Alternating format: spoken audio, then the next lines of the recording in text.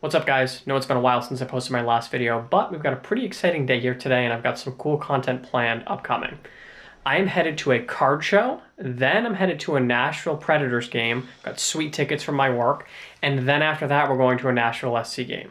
And so we got a pretty fun-filled day of sports here. I also want to start a new challenge, and what I'm going to do is I'm going to take $500 to this card show, just a local card show, 100 tables, nothing big, not the national, nothing like that. But I want to take $500 and I want to see what we can do with it. I want to see what, somebody who just does cards on the side for fun, not their full-time job, can do, and what can we turn $500 into? Can we grab some singles, grade them? Can we flip some things, get some good deals, and let's see what we can do. So without further ado, we're gonna head to the card show. So we're here at the Lighthouse Christian School. This is in Antioch, Tennessee. It's not a huge show. It's about 100 tables, 70-something dealers, but it's really good. I found some really good success. I've been a vendor at this show sometimes, and it's fun. It happens every 2 weeks, so you see a lot of the same guys, but there are some people that come through from different places.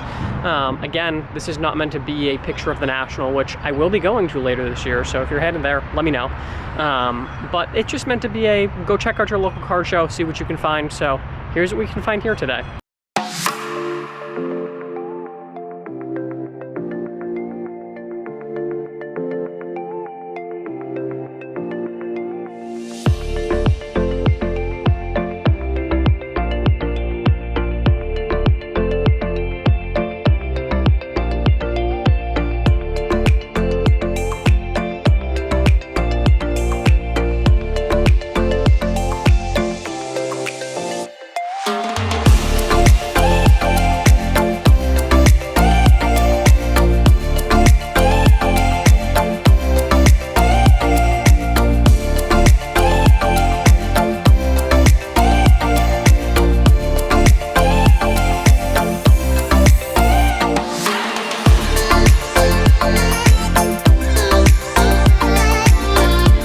So we are back from the card show. I have looked through the singles that we picked up, and here are my initial thoughts. So we spent $290 on cards, all generally for under comps. We generally don't like to pay comps unless it's a really cool card for my PC.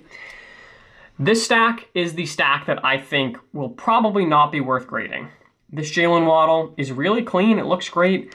Outside in the right lighting, there's a little bit of a corner issue here that I worry would hurt it. It's first on print. People like those. I still think we can get some good money out of it, considering we only paid 20 bucks for it. This Desmond Bain, Obsidian cards are really hard to grade.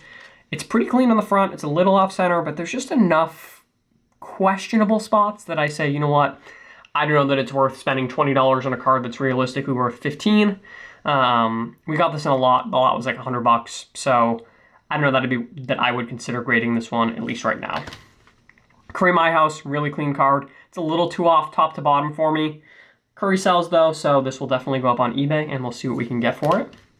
Devin Booker was really nice. There's just some minor surface issues that there's a couple dimples here. Generally you can get away with one dimple, not two, and I saw two dimples, so it would 9. It's a great card, but not worth the $20. Tatum is just off center, but these pulsars are really, really cool. They look really great, and I think it will move. Verdugo short print had a few surface issues up top. That's what you want to look for. Just see what you can find that's wrong with the card. And if you can't find anything, roll the dice. And finally, this Travis Kelce. Out of 150, it's a really cool card. It's got some minor surface issues here that, again, I think it would 9. It's numbered, but I think that realistically this card's going to go to somebody who's PCing Travis Kelce. This is not an investment piece for somebody, and I think it'll sell perfectly fine raw. So then our next stack of cards are cards that I think could be worth grading. We want to look at them a little bit closer, maybe see if we can get some good money out of them, and if they don't move, then maybe consider grading. So this Draymond, it is first on print, so I can see what I can do just with it raw. It's got a few minor issues, a few little bits of corner whitening, etc. It would probably 9. It is really low numbered. It's a cool card, but we'll see. At least right now, not planning to send it off to be graded. The next one is this Tom Brady. It's a little off center. As you can see, this corner is much bigger than this corner. Again, probably 9, but I just don't know that it's worth risking it on this card. It's not a big enough card that it does about 25 bucks raw. My guess is that a PSA 9 is not going to do $20 more than that, so not really worth it. This Curry Net Marvels, it's got some print lines, so it's just not worth it. It's not that big of a card, but it's a card that is popular. People really like Curry. People really like these Net Marvels. Again, Curry. This card was super clean other than just a little off center. And it might be worth risking. It might not. For a just average year Prism, I don't know that it's worth it. This print run was really, really high. At least right now, I'm going to hold. Now, these two cards, I think, could be worth sending. I'm going to spend some time with them a little bit later. Maybe I can make a video about how to clean some cards and what I do to look at this and kind of just get some surface marks off. There's some minor surface issues on both of these cards. I think that they might come off with some cleaning, just some alcohol and water, a little bit of Kurt's Card Care polish. These cards are really well centered. They look really nice. They look really clean. They have great eye appeal. I think these could be worth sending in, but I need to do a little bit further of a dive in. So we'll look at that on another day. Now, the stack of cards that I think is worth sending into grade. All of these cards I looked at and I said, I think these are clean enough to maybe get a 10. You never have a guarantee, you never know, but I think that they have a chance. This Giannis Red Ice, fairly well centered, couldn't find any problems with the card. The back looked clean, the front looked clean. It's not a super expensive card, so it is a little risky to send in. That if it 9s, it's not necessarily going to be super high demand, but if it 10s, we'll make some good money on it. The next one is this other Giannis, Finals MVP. Really clean card again, couldn't find any issues with it. Green color match, it kind of matches this one as well. It's the same night, obviously, but Giannis sells well, these Finals MVP cards sell well. I think it's worth sending. This Jamar Chase Prism Emergent. The inserts aren't necessarily the best, but in a 10, I think this would move. Jamar's popular, and it's really clean. It's pretty well centered. I think it's worth it. If you'll notice, this Dion, it did have on the peel. Looking at the peel, there were enough little surface scratches, and it was starting to come up on this little corner, so I took the peel off. That peel is really, really hard to grade. I know some people like the peel. I think it looks so much better without the peel. Dion is really popular. I know he's in the Reds uniform instead of the Atlanta Braves uniform, but I think that it's worth sending in. It's a really cool card. Now, the other thick cards that I had were not necessarily worth grading, but this Curry was pretty clean. It's well centered. The corners look pretty sharp for a thick card. I could see it gemming. Thick card, I can also see it getting a 9, but I think that even if it gets a 9, we will hopefully break even on this.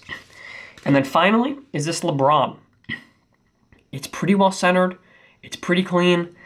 I don't know that it's going to get a 10, but I'm into it for $70, and PSA 9s sell for about 110 right now. So even if it gets a 9, which I don't think that it's going to get anything worse than a 9, we'll still make a little money. And if it gets a 10, we're sitting pretty. So those are the cards that we got at the show today. So we spent $290 on cards. If we were to send in 1, 2, 3, 4, 5, 6 cards, you can do that at $19 a card.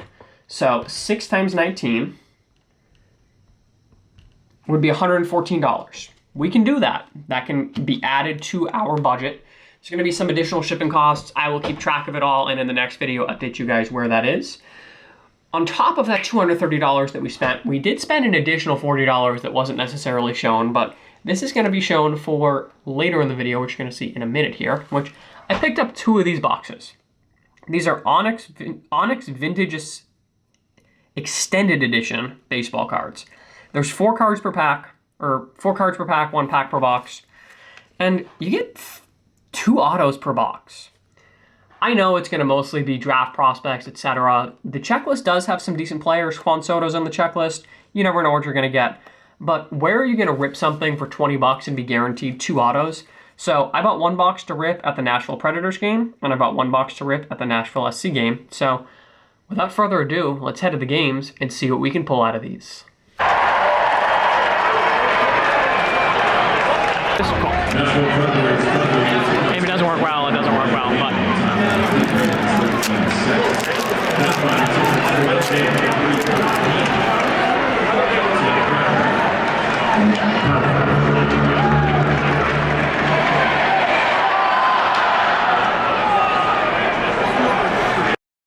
So unfortunately at the game, it was pretty dark given that it was nighttime, and we had some struggles getting the camera to focus on the packs. So I'm going to give you a little bit of a voiceover, but you can see opening the packs at the game. This is just a prospect. Can't really remember who it was. Not somebody that I think is going to have value long term. After this, we pulled a pretty solid card. we pulled a Kevin Parada, who is a catcher in the Mets system. Then we pulled a Colorado Rockies pitcher. And then this was the end of the game. So unfortunately, we lost both of the games today, but had a lot of fun. Hope you guys enjoyed the video, and let me know what you think of the pickups today. Thanks for tuning in. We'll catch you in the next one.